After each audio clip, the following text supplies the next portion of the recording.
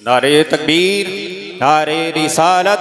हुजूर मुफ्ती निसार अहमद साहब क़िबला की आमद आमद है। तमाम हज़रात जोरदार नारा लगाएं, नारे तकबीर, नारे रिसालत। उलमाए अहले सुन्नत, फैज़ाने आला हज़रत, मसलके आला हज़रत। नारे तकबीर, मुफ्ती निसार अहमद साहब क़िबला रज़वी। नारे तकबीर, नारे रिसालत।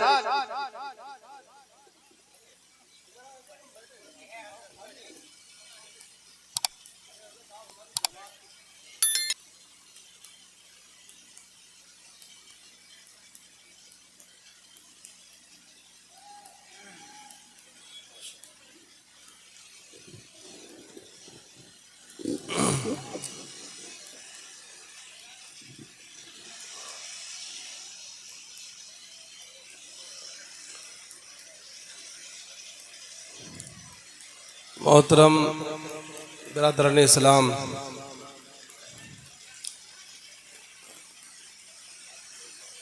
हमारे दरमियान में आज की इस मुबारक महफिल में हमारे इलाके की अजीमुल मर्तबत अबकरी शख्सियत उस्ताजुल उलमा हज़रत अल्लामा मौलाना मुफ्ती निसार अहमद साहब क़िबला दामत बरकातुहुल आलिया अपनी तकलीफ़ों के बावजूद भी हज़रत अल्लामा मौलाना कलीम अशरफ मरहूम की इस महफिल में उनके इसाले सवाब के लिए और उनके घर वालों की दिलजोई के लिए तशरीफ़ ले आए हैं। किसी बड़े आलिम का हमारे दरमियान आना ये हम सब के लिए अल्लाह की बहुत बड़ी नेमत और रहमत है। आगाह अपनी मौत से कोई बशर नहीं, आगाह अपनी मौत से कोई बशर नहीं, सामान 100 बरस का है पल की खबर नहीं। आज आप देख रहे हैं हमारे दरमियान में एक हमारी जमात का मुतहर्रिक और फ़आल आलिम दीन,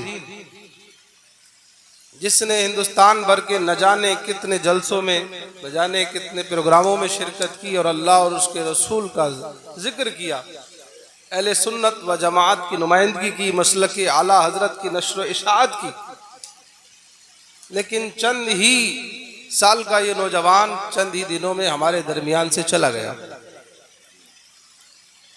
ये दुनिया बड़ी बेसबात है, इसमें कोई करार नहीं है। वमल हयात दुनिया इल्ला मताउल गुरूर, दुनिया की जिंदगी नहीं सिवाय धोखे के। इसलिए मेरे भाइयों, बहुत ज्यादा इस दुनिया से दिल ना लगाओ, आखिरत की फिक्र पैदा करो। जहां जलसे हमारे अजमतों पर हो रहे हैं, मैं एक बहुत अपना नाकिस मशवरा पेश करना चाहूंगा कि हम सब ये भी शुरुआत करें कि हम फिक्र आखिरत पर भी जलसे करें, फिक्र कब्र और हश्र पर भी करें, क्योंकि मकसद यही है, आखिरत अच्छी हो जाए तो सब कुछ अच्छा है। अजमतें हमारे बयान करने से नहीं बढ़ती हैं। कुरान कह रहा है वह तो इज्जु मन तशा व तुज़िल्लु मन तशा। इज्जतें हमारे कहने और बताने और बोलने से नहीं बढ़ती हैं। इज्जतें तो खुदा जब जिसे चाहता है, जहां चाहता है वो दे देता है। सुभान अल्लाह, सुभान अल्लाह, सुभान अल्लाह। अल्लाह इज्जत देता है, जिल्लत वो जिसे चाहता है उसे देता है। उसके देने से जिसे इज्जत मिल जाए, माई का लाल पैदा नहीं होता दुनिया में क्योंकि उसे जिल्लत दे दे, और जिसे वो जिल्लत दे दे तो उसे सुपर पावर बना करके भी अमेरिका के व्हाइट हाउस के अंदर में जूते लगवा देता है। वो इज्जतें जिसे देना चाहता है तो लाहौर के तांगा चलाने वाले को मुस्तफा पर अपनी जान कुर्बान करने पर उसे दुनिया का हीरो बना देता है। जो जनरल अय्यूब को, जिया को इज्जत ना मिली, वो इज्जत एक तांगा चलाने वाले को मिल जाती है। खुदा दिखाता है और बताता है, हम जिसे चाहते हैं इज्जत देते हैं, जिसे चाहते हैं जिल्लत। बेशक हक बात है, सुभान अल्लाह। मैं ये बात बहुत ही बेलाग और तफसीरे के कहना चाहूंगा। आप देख लें, एक इतना बड़ा जमे गफीर इन उलमाए अहले सुन्नत व जमात का है। हमारी जमात का एक अजीम मुफक्किर हमारे दरमियान बैठा है। नारे तकबीर, नारे रिसालत। उलमाए अहले सुन्नत फैज़ाने आला हजरत फैज़ाने हुज़ूर बहरुल इरफान शहज़ादाए हुज़ूर बहरुल इरफान नारे तकबीर नारे रिसालत। माशाअल्लाह, अभी आप देख रहे हैं कि हमारे स्टेज पर जैसे ही मुफ्ती साहब तशरीफ लाए हैं तो उन्हीं के साथ साथ में शहज़ादाए बहरुल इरफान हज़रत अल्लामा मौलाना मुफ्ती अहमद सईद साहब क़िबला दामतुल्लाहुल आली तशरीफ ला चुके हैं, जो गालिबन सभी जानते हैं कि शकरगढ़ी के अफराद कि मुफ्ती आफाक अहमद दामतुल्लाहु रहमतुल्लाहि ताला अलैह इस गांव में आते रहे और हज़रत अल्लामा मौलाना कलीम अशरफ साहब निहायत ही उनसे मोहब्बत करते थे और उनके भाइयों के इसरार की वजह से आज मैं भी और बिलखुसूस हज़रत अल्लामा मौलाना अहमद सईद साहब क़िबला भी यहाँ हाजिर हुए। हालांकि बहुत सी मजबूरियाँ थी, लेकिन जब मोहब्बतें होती हैं और मजबूरियाँ दूरियाँ फिर कुछ नहीं होती हैं।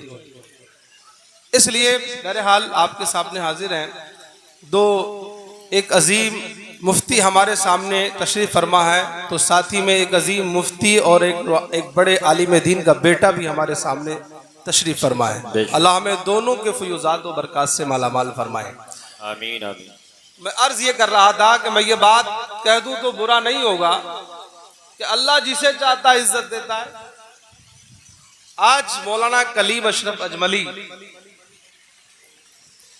कि चहलुम की फातिहा के मौके पर उनके इसाले सवाब के लिए इस महफिल का इनेकाद किया गया, लेकिन ये सब जानते हैं कि मौलाना की ये आखिरी फातिहा की महफिल नहीं है। मौलाना वो काम करके गए हैं कि उनके मरने के बाद उनके घर वाले याद रखें या ना रखें, वो कुछ पढ़ें या ना पढ़ें, वो कुछ करें या ना करें, लेकिन मौलाना कलीम अशरफ को उनकी कब्र के अंदर उन्हें कुरान का सवाब, हदीस का सवाब, ना तो दुरूद का सवाब, जो उन्होंने नेक काम किए और उन्होंने अपने शागिर्द तैयार किए और उन्होंने अपनी ज़बाने हक से अल्लाह के पैगाम को जिन बंदों तक पहुंचाया, जिन्हें अल्लाह का दीन सिखाया, जिन्हें अल्लाह का दीन बताया, अगर एक आयत भी किसी को सिखाई, अगर किसी को नमाज की कोई चीज बताई, कल क़यामत तक जब तक के वो लोग इस धरती के ऊपर पढ़ते रहेंगे, मौलाना कलीम अशरफ को उनकी कब्र के अंदर अल्लाह उसका सवाब अता फरमाता। सुभान अल्लाह सुभान अल्लाह सुभान अल्लाह सुभान अल्लाह। ये है दीन पर अमल करने का फायदा। इसलिए मेरे भाइयों, खालिस दुनियादार न बनो बल्कि दीनदार बनो। सिर्फ दुनियादारी आपको इस मर्तबे पर फाइज नहीं कर सकती है, लेकिन थोड़ी सी दीनदारी आपकी दुनिया को भी अच्छा कर सकती है और आखिरत को भी बेहतर बना सकती है।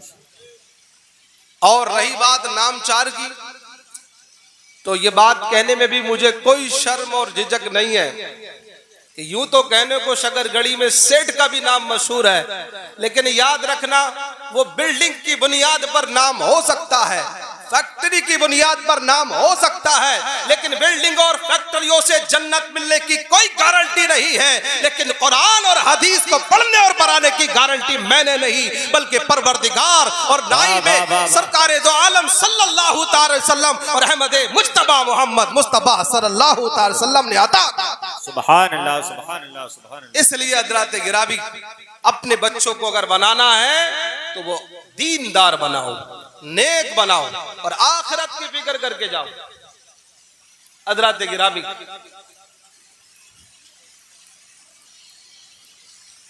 चलिए हजरत कह रहे बैठ गए। ये हमारे मुफ्ती साहब का बहुत बड़प्पन है। शुरू से जब से हज़रत अल्लामा अहमद सईद साहब क़िबला से मुलाकात हुई है, जब से मैंने इन दोनों के दरमियान में जो एक छोटे और बड़े की मोहब्बत को देखा है, वो शायद कम उलमा में पाया जाता है। अल्लाह ताला हमें अपने बड़ों और छोटों की ऐसी ही मोहब्बत सबको अता फरमाए। असागिर नवाजी ये हमारे उलमा अकाबिर अहले सुन्नत की अल्हम्दुलिल्लाह आदत करीमा रही, क्योंकि हमने अदब कहीं और से नहीं सीखा, बरेली के दर से सीखा है। सुभान अल्लाह सुभान। इसलिए हम अल्हम्दुलिल्लाह अपने बड़ों के नक्शे कदम पर चलने को अपनी सबसे बड़ी अल्हम्दुलिल्लाह कामयाबी समझते हैं। दुरूद पाक पढ़ ले, अल्लाहुम्मा सल्ली अला सय्यदिना मौलाना मुहम्मदिन बारिक वसल्लिम सलातन व सलामन अलैका या रसूलल्लाह। मैं मौलाना कलीम अशरफ साहब के जुमला अहले खाना को तहे दिल से उनके लिए दुआ गो हूँ और ताज़ियत पेश करता हूँ कि अल्लाह ताला उनके बच्चों को सब्र अता फरमाए आमीन और उनको दुनिया की हर खुशी दीन के साथ अता फरमाए। आमीन आमीन। मुझे जब मालूम हुआ कि उनकी बेटियां ही हैं तो बस अल्लाह से यही दुआ कहूँ कि बेटियां अल्लाह ताला उनकी ऐसी बनाए कि कोई राबिया बसरिया के नक्शे कदम पर चलने वाली हो, आमीन तो कोई हजरत फातिमा जहरा की कनीज हो। इंशाअल्लाह उम्मीद है कि जिसने इतने दिनों तक अपना पसीना और अपना खून अपने दीन के लिए बहाया है, इंशाअल्लाह अल्लाह ताला उसके नतीजे में उनकी बेटियों को अच्छा और बेहतर इंशाअल्लाह मुस्तकबिल अता फरमाएगा इंशाअल्लाह। आप भी दुआ करें और उनके भाई को भी अल्लाह ताला उनके जुमला अहले खाना को परवरदिगार सब्र अता फरमाए। बहुत से लोग ऐसे मौक़ों पर कहते हैं नेमल बदल अता फरमाए। मैं एक मरतबा अपने उस्ताद और अपने शेख के साथ था, एक मौलाना साहब दुआ कर रहे थे किसी मरहूम के इंतकाल पर कि अल्लाह ताला उसका नेमल बदल। मुफ्ती साहब फरमाने लगे कि किसी का तो अजीज चला गया और मौलाना नेमल बदल की बात करें, इससे बड़ा कोई नेमल बदल क्या हो सकता है। तो हम सब्र जमील की बात करें, अल्लाह इन्हें सब्र जमील अता फरमाए। अब अल्लाह ताला इनके घर में नेमतें बरकतें रहमतें अता फरमाए। आमीन। हजरात गिरामी, यकीनन कोई जाता है तो उसकी कोई भरपाई नहीं हो पाती है, लेकिन अगर कोई ऐसे जाए कि हमें उसका यकीन हो जाए कि वो जन्नत में जाएगा तो इंशाअल्लाह हमारे दिल को सुकून और तसल्ली मिल जाती है। अल्लाह की बारगाह में यही दुआ करते रहें कि अल्लाह ताला मौलाना कलीम अशरफ साहब को परवरदिगार जन्नतुल फिरदौस में वो मकाम अता फरमाए जो अपने खास बंदों को अता फरमाता है। आमीन आमीन। मैंने एक आयत आपके सामने तलावत की है। जब से मौलाना का मैंने विसाल का सुना, मैं हज के सफ़र पे था मदीने शरीफ में, रियाजुल जन्ना की मैं लाइन में लगा हुआ था। उस वक्त मुझे खबर मिली कि मौलाना कलीम अशरफ साहब का इंतकाल हो गया है। यकीनन मुझे बहुत दुख हुआ। जो हो सका अपने नबी की बारगाह में पेश किया, उनके लिए पढ़ा और रियाजुल जन्ना में भी जो कुछ मुझसे हो सका मैंने पढ़ा और उनके लिए एक ताज़ीनामा मैंने खड़े खड़े वहीं पर मोबाइल पर लाइन टाइम जा रहा था तो उसमें मैंने एक लिख भी दिया था चंद बातें। लेकिन मुझे इस बात का बहुत एहसास हुआ कि यकीनन ज़िंदगी का कोई भरोसा नहीं है। बहुत जल्दी जल्दी दुनिया सिमट रही है, तैयारी आखिरत की कर लेना चाहिए। बहुत ज़्यादा चक्कर में मत पड़ो कि ये बना लेंगे वो बना लेंगे, ये कर लेंगे वो कर लेंगे। जनाबे वाला इसकी फिक्र तुम्हें नहीं करना, इसकी गारंटी अल्लाह ने ले रखी है। वमा मिन दाब्बतिन फिल अर्द इल्ला अलल्लाहि रिज़्कुहा व यअलमु मुस्तक़र्रहा व मुस्तौदाहा। कुरान कह रहा है इसकी गारंटी, ये जिम्मे करम अल्लाह का है। जो काम तुम्हारा है वो करो, जो काम खुदा का है वो कर देगा। हमारा काम किया है वो इस आयत करीमा में सुन लो। सूरह हश्र की जो आयत मैंने आपके सामने तलावत की, अल्लाह फरमाता है या अय्युहल्लज़ीना आमनुत्तकुल्लाह वल तंजुर नफ्सुम मा क़द्दमत लिगद। ईमान वालों अल्लाह से डरो और चाहिए कि हर नफ्स गौर करे मा क़द्दमत लिगद, कि कल आगे के लिए उसने क्या भेजा है, आगे के लिए उसने क्या भेजा है।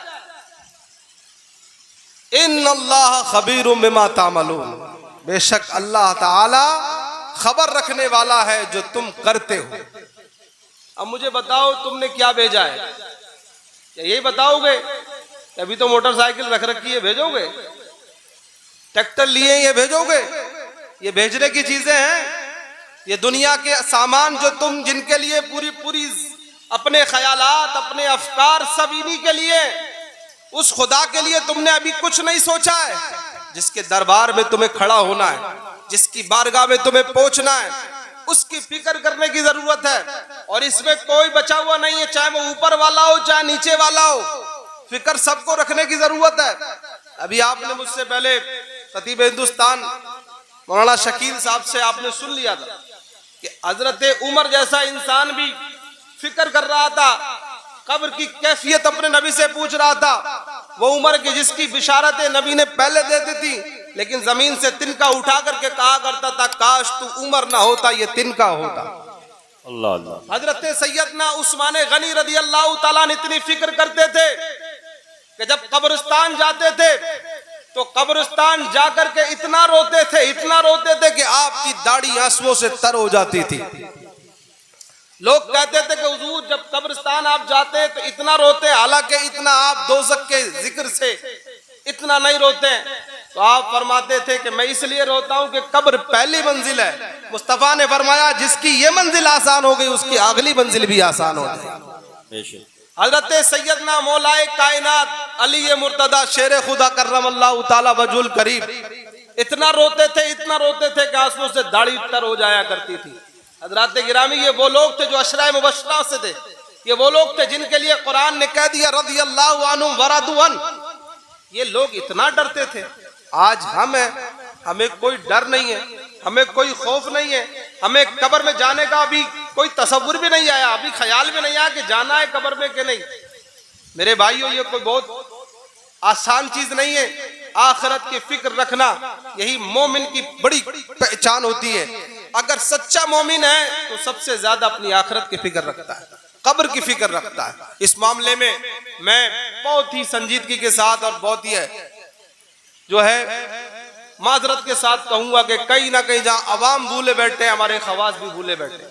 आज हमारी महफिलों में जितना ज्यादा दुनिया का जिक्र होता है, जितना ज्यादा हम दुनियादारी का चर्चा कर ले, जितना ज्यादा हम आजकल की इंटरनेशनल खबरों पर फोकस कर लेते हैं, ईरान तुरान में क्या हुआ वो हमें सब पता है, फला जगह क्या हुआ हमें पता है, कितने मिसाइल कहाँ गिराए गए, इजराइल पे गिरे, ईरान पे गिरे, हमें सबकी पता है। लेकिन हमें नहीं पता कि कब्र में कौन सा मिसाइल होगा, हमें नहीं पता कि कब्र में क्या होगा, हमें यह भी नहीं पता कि कब्र हमें दबाएगी, हमें यह भी नहीं पता कब्र में कैसे सवाल किए जाएंगे।